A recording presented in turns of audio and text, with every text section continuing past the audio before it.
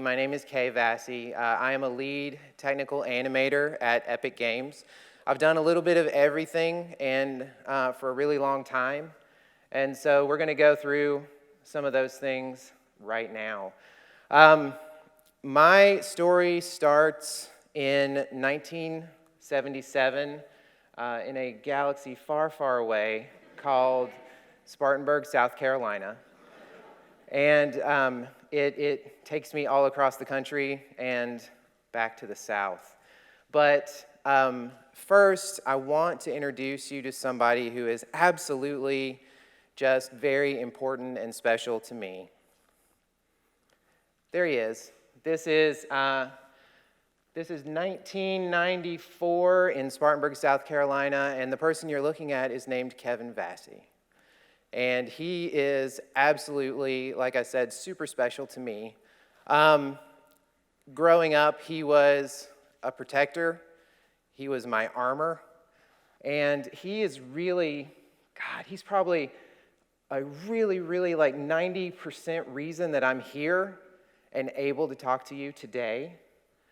And it's really important to understand that, and I'm sure most of you, I know you're all diligent animators, so you all read my interview on the Dash blog, right? Yeah? Okay, so if you did, you know that I'm transgender.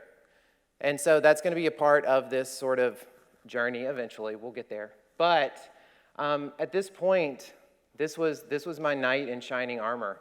And like I said, the big reason that I'm able to be here today, for good and bad reasons. We'll talk about that.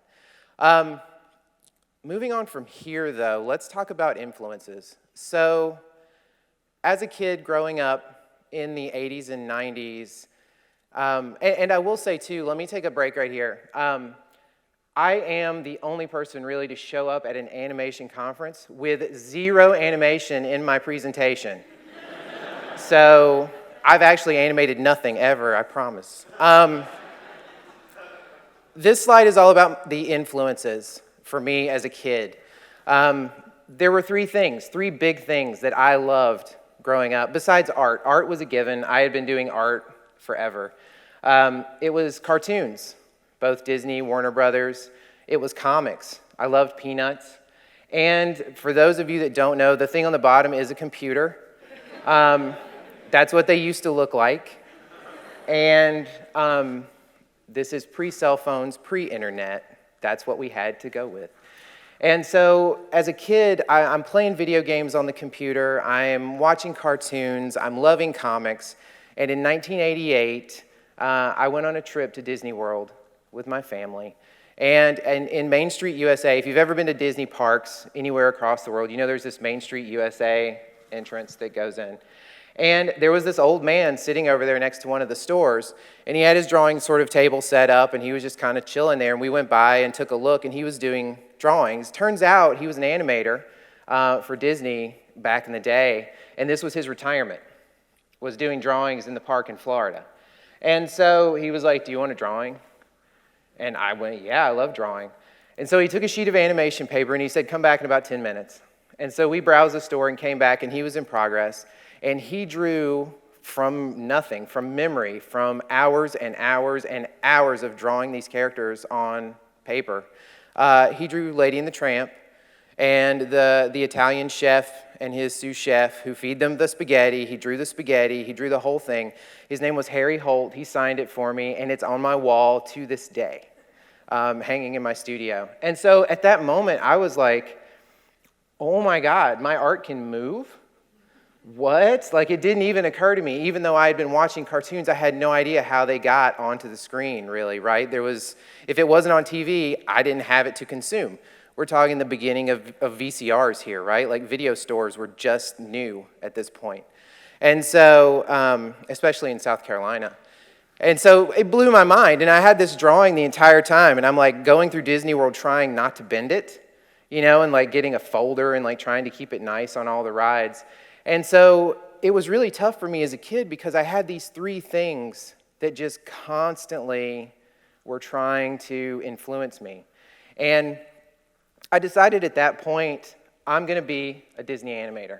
That's what I'm going to do. And I told everybody. They were like, what are you going to do? And I was like, I'm going to be a Disney animator. And the first reaction they always had was, okay, but what, like, you need a backup plan. Like, what are you going to do, really? And I was like, nope, that's what I'm doing.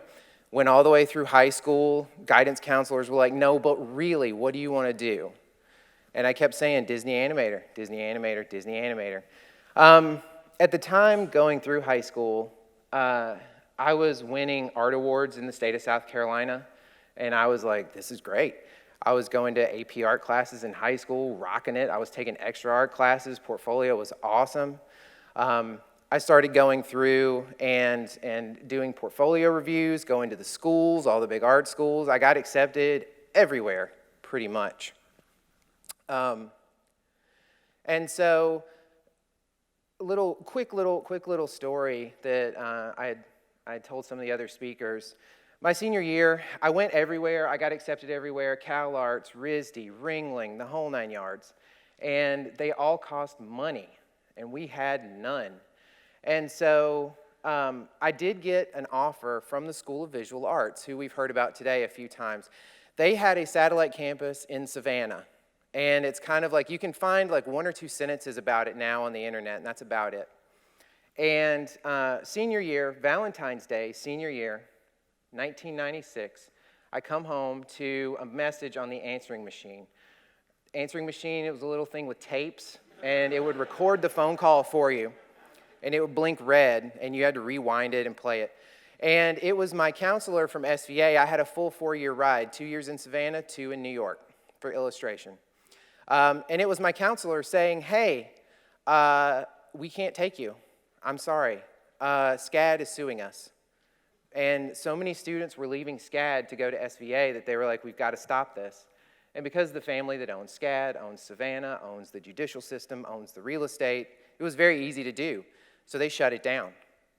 That left me with one choice that I still had time to say yes to. That was University of Georgia. And this is where I was heartbroken, devastated.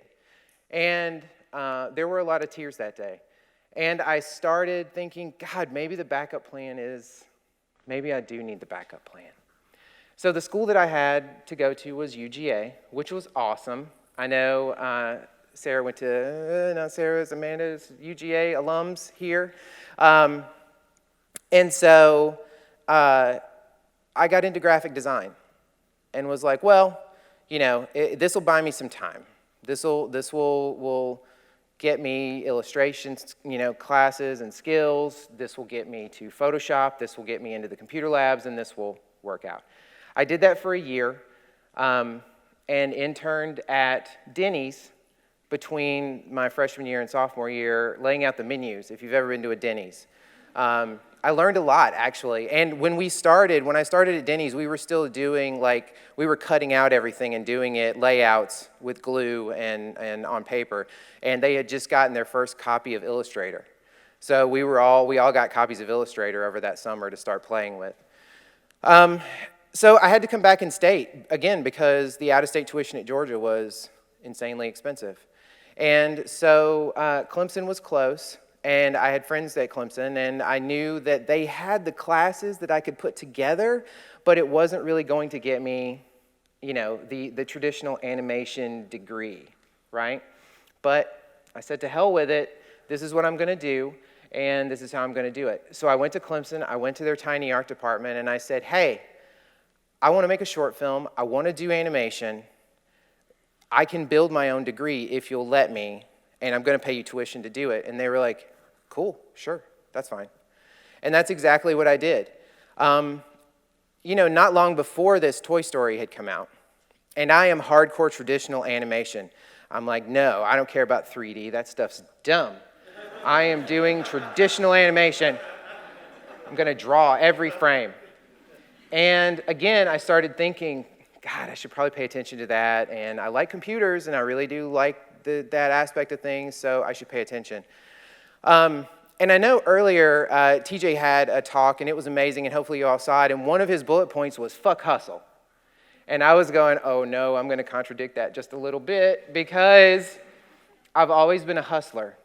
but not, necessarily for big companies, but for myself.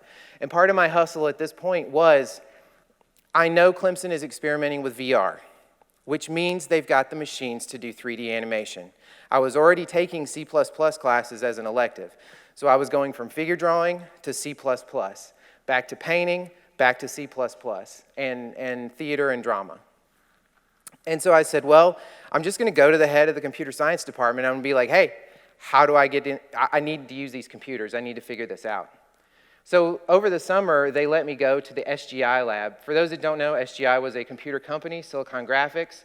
They were Unix machines. They were incredibly expensive. And it was like the Ferrari of computers to do 3D graphics. If you've ever seen like the making of Jurassic Park or anything like that, those are SGI machines. Clemson had two of them. They had two giant cabinets taller than me, believe it or not, named Mickey and Minnie. And the lab was 60 degrees in the middle of summer.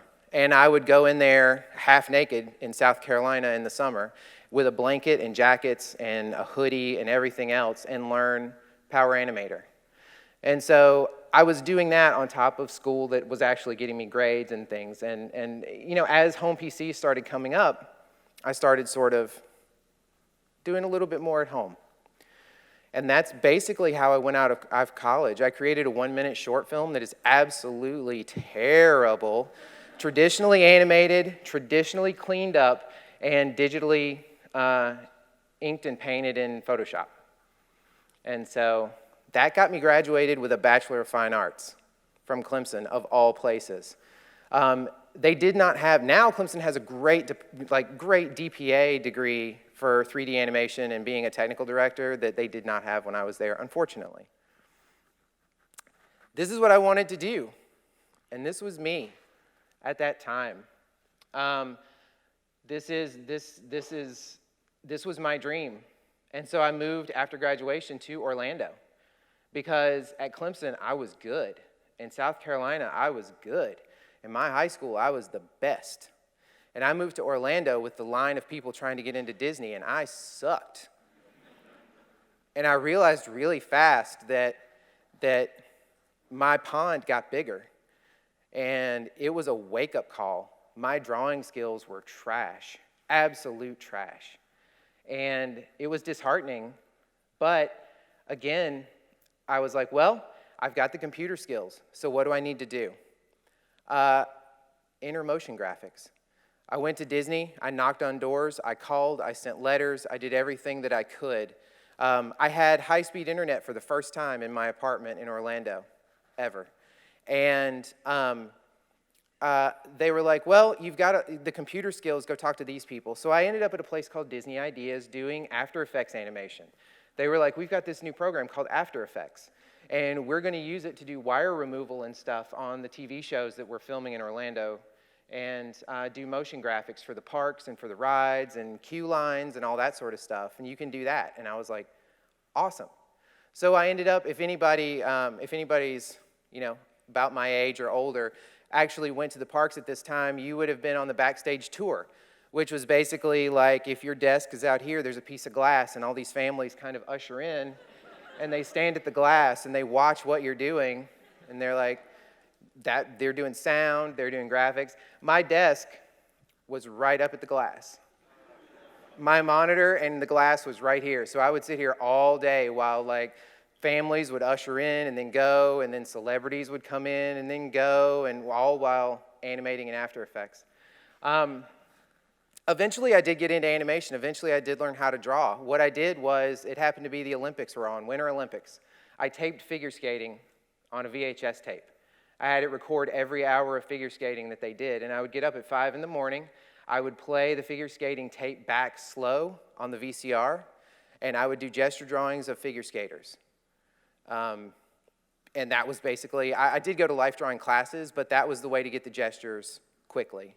Again, there was no quick pose apps. There was no internet to speak of, really. So eventually, long story short, I did finally get in. They did give me the go-ahead. Went into training. Finished that and immediately got laid off because computer animation was a thing after all. And Shrek had come out. and it blew up the box office. And they were like, yep, nope, done with traditional animation. Let's do this 3D thing. They gathered all their seasoned animators and were like, honestly, learn Maya or else. Plain and simple. And so now all of the animator friends that I had who I was like, please help me get a job with you, they came to me and were like, how do you use Maya?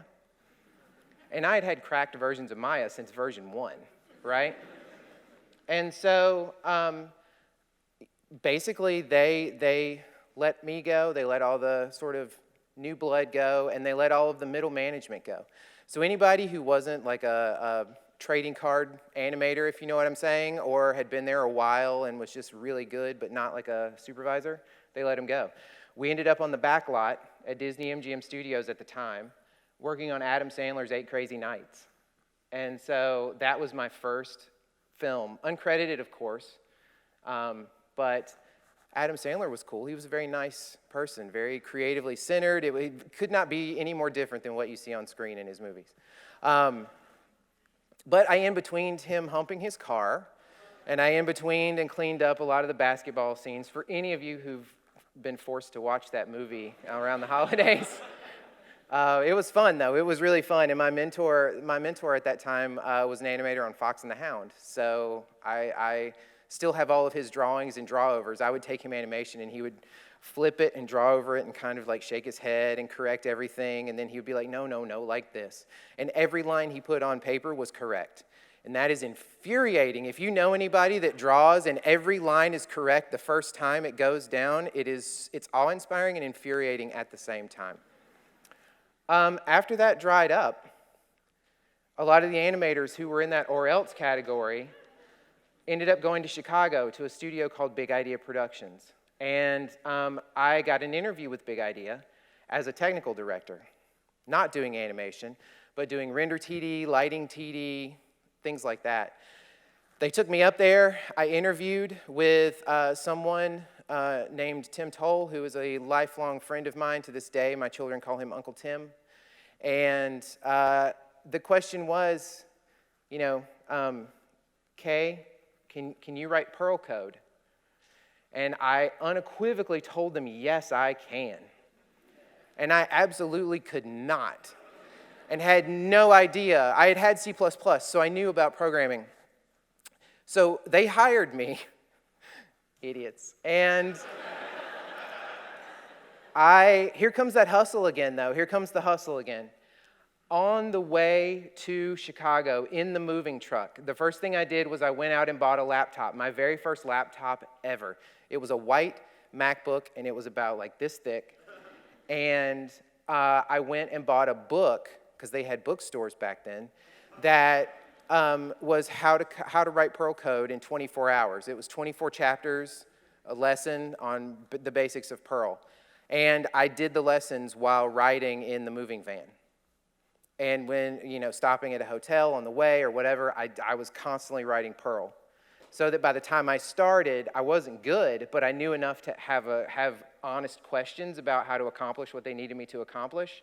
And I knew enough to sort of work with it until I stepped up. I pulled myself up to that role.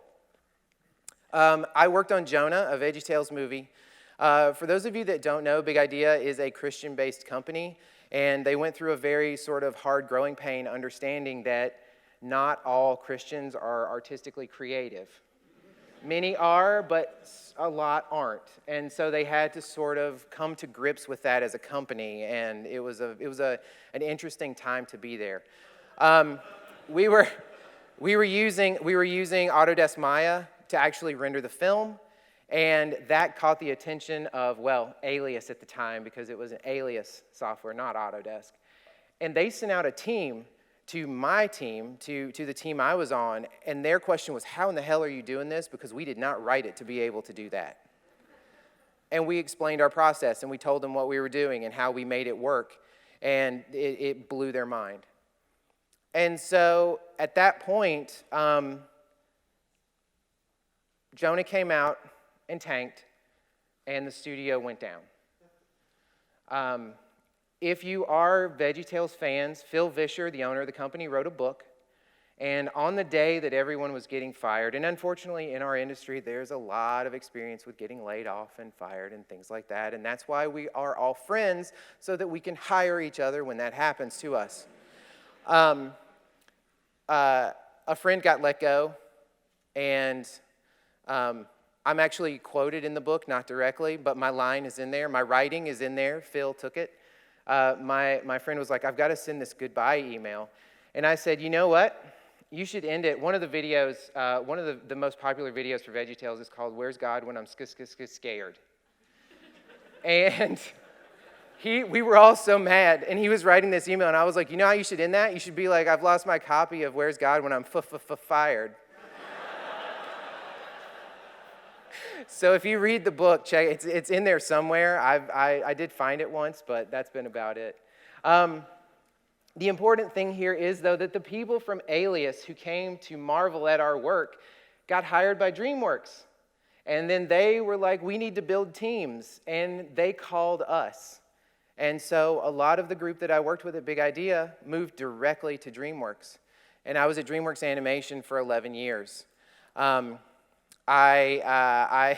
started out, this is a few of the things that I worked on. I've done clothing and finaling, grooming, clothing sims, VFX, character animation. It eventually culminated into, because I have this art brain and this tech brain, and I have this weird ability to be able to shift gears when I need to. It takes work, but it's possible. I was able to be the department head for crowds, which is simulation, secondary animation, character animation, things like that. If I'm the main character in this animated film, I would be animating you all.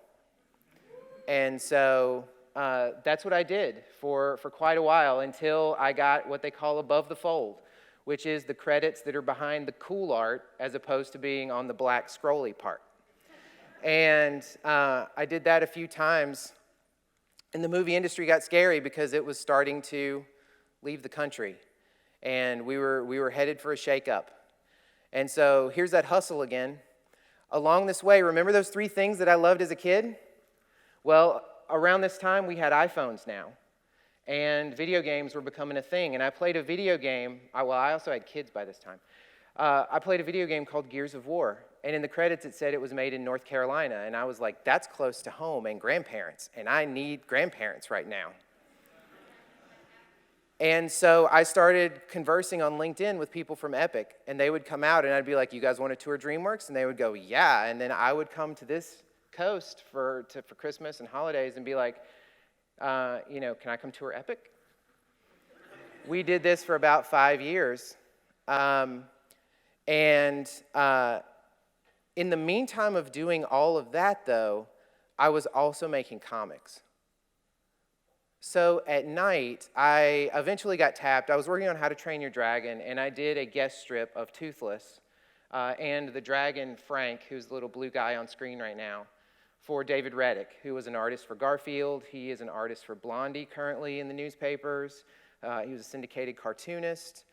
And he gave me free rein to write a sort of spin-off strip from his Legend of Bill called The Gnome Syndicate that I wrote and drew for 6 years. I eventually took over Legend of Bill as well and wrote and drew that for about 4 years, intertwining everything together and doing crossover storylines. And I was doing 2 comic strips a week. I was working at DreamWorks, and I was learning how to make iPhone apps so that I could tell people that I knew how to make games.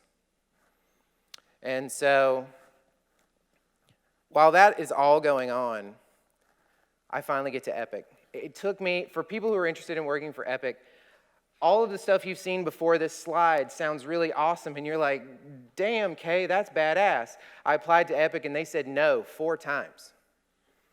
Even with friends working there, they said no 4 times. I had to do a test. In film, if you have a demo reel and it's cool, you get the job. Or at least you get the interview, and that gets you the job. In games, you test. They send you something, and they go, yeah, do this in a week, and then we'll look at it and let you know.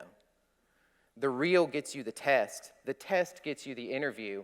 And after the 10-hour interview, you might get the call back. So I did 4 tests and finally got in. and they put me on the redheaded stepchild indie game known as Fortnite. I was the sole tech animator on Fortnite. In games, tech animation is rigging, simulation, hair, clothing, physics, a little bit of character animation. We sort of take a lot of the different departments in film and roll it into an umbrella, and I was the only person under that umbrella for the entire game. So if there are any Fortnite fans in here, when you play Fortnite, the bones that make up those characters, the base skeletons, both male, female, the sort of OG weapons, the glider, especially the OG glider, any of that stuff, that's all mine. I was the last person to touch those assets. Thank you. I was the last person to touch those assets before they went into the game. When I got to Epic, games could not be more different than film. I got there and I was like, well, yeah, where's the schedule? And are we having dailies? And they sort of looked at me and were like, we don't do that. Both of those things, we don't do those. It's so funny to see like a producer panel here and have everybody talking about scheduling. And games is like, what? We don't do that. I mean, they do now, but that was, I'm going to humble brag. That was a lot because of me. And so they were like, yeah, just put it in the game. And if somebody doesn't like it, they'll come let you know. And I was like, well, I mean, do I like rank them? Like, how do I know to listen to them? Like, does it all depend? Like, it was an odd situation. You would have an art director come and be like, I need this right now. And I'd go, okay, I'll do my best. And then you'd have the lead animator come in and go, I need this right now. Okay, I'll do my best. What do? Well, you stay until 2 a.m. or you get called. I eventually became the lead of the department, and I grew the department to almost 20 people, including outsourcing. And my kids have slept at Epic overnight on the couches at like 2 a.m. because I would have to go and fix something for the game. While this was happening, though, this happened. And so, oh, thank you.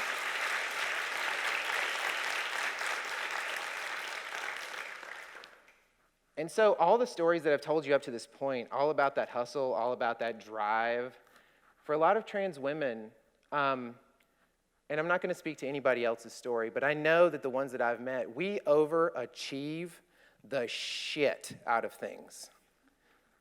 Because we have to. We have to quiet down that place in your mind that's like, it's not right.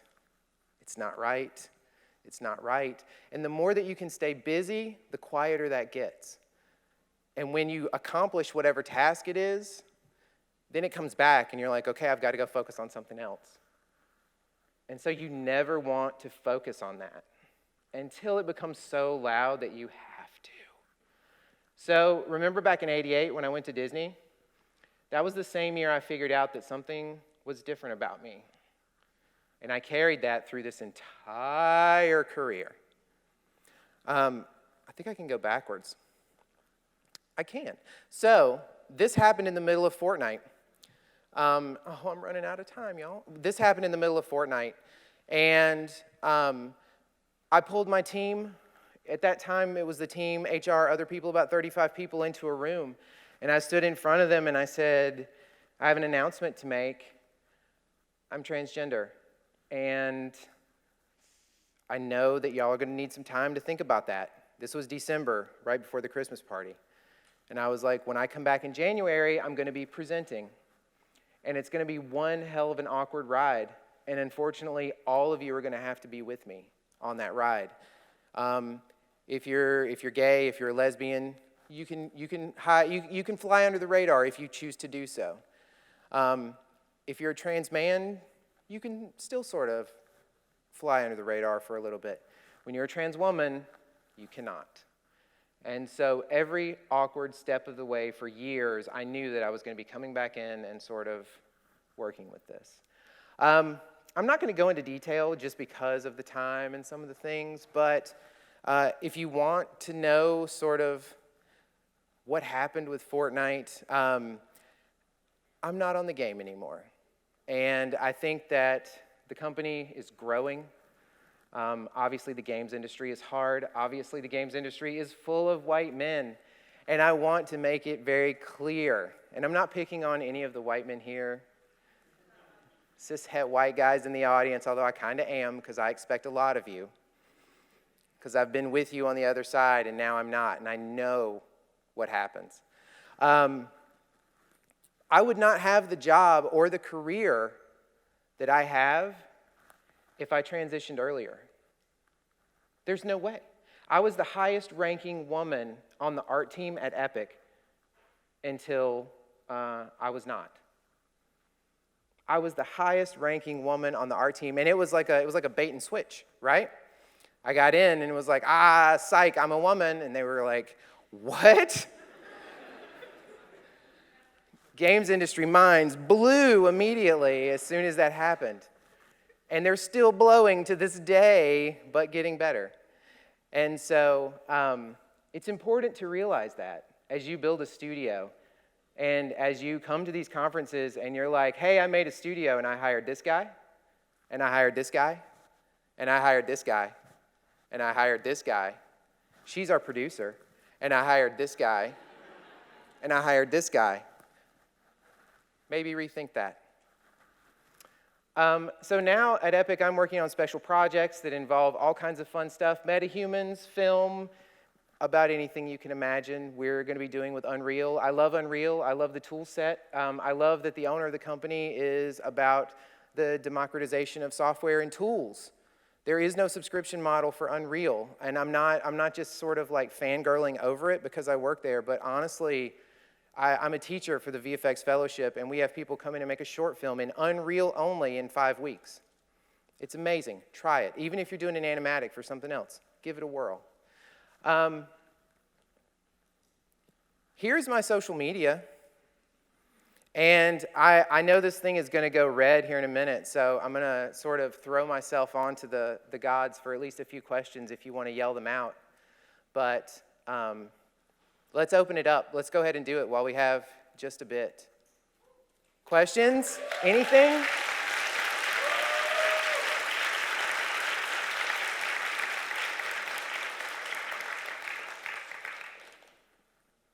No. I'm so scary. Oh, wait, yes. What's your idea about the future of console gaming? Like, where do you think it's going? My idea of the future of console gaming? Well, I mean, obviously hardware is going to have to keep getting better and better, right? I think games in general, the idea is that we want to get to a place where real time means that it is relatively photoreal and film quality, right? And my guess is that hardware is going to have to keep leapfrogging until we get to that point. And then there's going to be quite a sort of melding of media and interactive. And we're doing a lot of that with Fortnite right now, with like the whole meta environment, right? The metaverse, if you will. And so, yeah, I think right now, engines are where they need to be. We're waiting on hardware. I need to be able to sim cloth and hair in real time and have it look badass. And right now, it only just kind of looks good. So, yeah.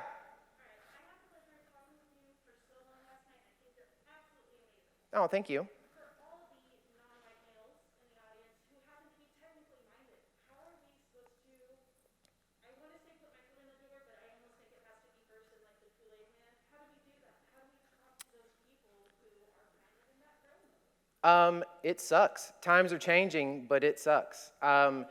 As more things come out, like the Activision Blizzard stuff that I'm sure, slightly different industry, but I'm sure y'all are aware. Things are going to change, but it's slow going. The best thing you can do is find somebody like me who'll be like, not him, not him, not him, her, not him, not him, her. And I'm also a person who believes in hiring juniors and bringing them along. I think that us being artists and animators, we know a trade. I don't consider us to be, magicians, right? We know a trade skill, and I think the best way to learn that is to sit with someone who doesn't know what you do and help them and show them how to do it and bring people up. But, yeah, it's kind of a roundabout way to answer your question. But, yeah. Yeah, go ahead. I see a hand. Yeah, very similar note, but I would go to the USC in LA and having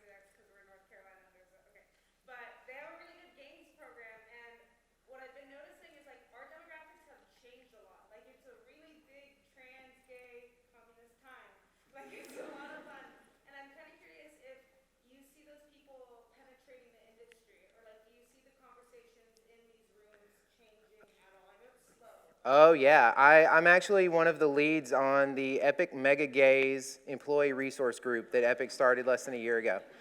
And the deal is, when I came out, I walked around Epic by myself. There were other gay folks there, but they were kind of like, they would come over and be like, "You're doing great," and then they kind of hide. And I didn't have a choice. And so there are people there who have come out to me, and they're like, "I'm trans, but I'm too scared to come out still. But thank you for doing what you're doing, because it's so hopeful." And I think it's seeing people sort of die on that hill, right? Climb that mountain, and it brings people out. They see hope, they see a cushion. And so that the ERG that I helped start, which, by the way, we had to start that, I had to sort of subversively start it. We have Slack like everybody else. We did not have a gay channel because gay is politics. And we did have TV shows. So what I did was I started a RuPaul's Drag Race fan channel.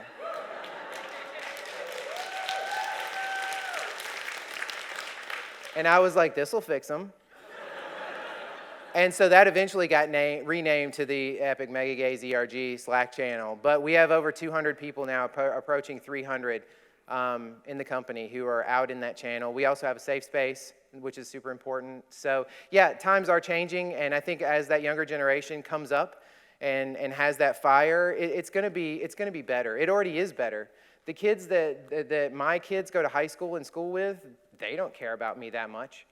They're like, yeah, whatever. These 4 students are also non-binary and trans. What? I don't care. So, yeah. Anybody else? Yeah. Oh, I'm getting pulled off. Max a villain.